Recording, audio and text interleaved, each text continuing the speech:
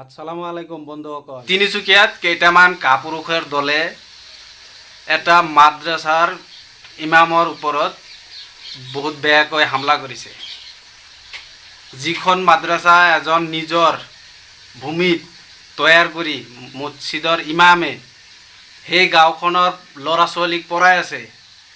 সিটো কোনো বেলেগ কাম কৰা নাই, কাৰোবাক গালি পাৰা নাই আৰু কোনো বেয়া কাম কৰা নাই। ল'ৰা ছোৱালীক শিক্ষা দি আছে, কোৰাণ হওক আৰু যিয়ে হওক। মানুহক শিক্ষা দিয়াটো ভাল কথাহে, কিন্তু কেইটামান কাপুৰুষৰ দলে সেই তাতে গৈ হাল্লা কৰি আছে যে ইয়াতে মাদ্ৰাছা হ'ব নোৱাৰিব। আৰে মাকচুদাই তহঁতৰ বাপেকৰ পইচা দি চলাই আছে নেকি? নিজৰ পকেটৰ পইচা দি চলাই আছে মাদ্ৰাছাখন, নিজৰ পকেটৰ পইচা দি চলাই আছে। নিজৰ মাটিত মছজিদ বনাই যি ইচ্ছা তাকে কৰিব, কিন্তু তাতেতো কোনো বেয়া কাম কৰা নাই। কোনোবাক দৰ্শন কৰিছে নেকি? কোনোবাক গালি পাৰিছে নেকি? হা, তাতে গৈ কেলা দম দি আছো মানুহক।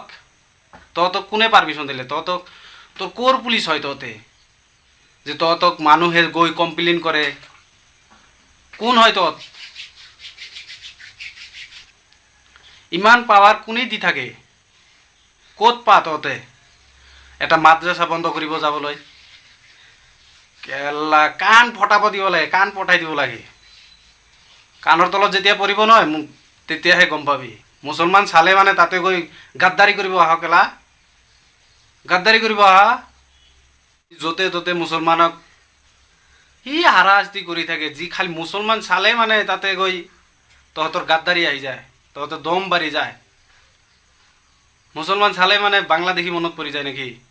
মুছলমান গেলা বাংলাদেশী নহয়। বাংলাদেশী ক'বলৈ আহিলে একদম কাণ ফটাই দিম।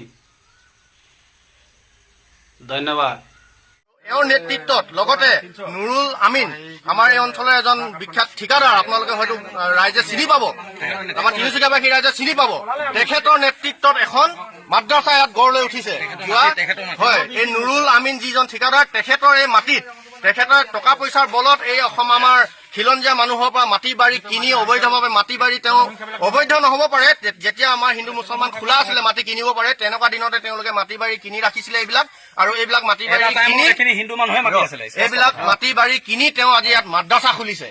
তেওঁলোকৰ মছজিদৰ ইমামক হতুৱাই তেওঁলোকে ইয়াত মাদ্ৰাছা শিক্ষা দিছে কণ কণ ল'ৰা ছোৱালী। গতিকে আমাৰ ৰাইজৰ অভিযোগ আছিলে, ৰাইজে আমাৰ গাঁৱৰ ৰাইজে সকলোৱে আমাক অভিযোগ দিছিলে। গতিকে আমি আহি ইয়াত যেতিয়া আমি অনুসন্ধান কৰো, আমি দেখো যে হয় এইটো সঁচাকে তেওঁলোকে মাদ্ৰাছা শিক্ষা দি আছে।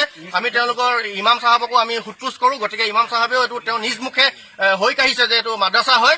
গতিকে এই বস্তুবিলাক সম্পূৰ্ণ বন্ধ হ'ব লাগে, কাৰণ কেলে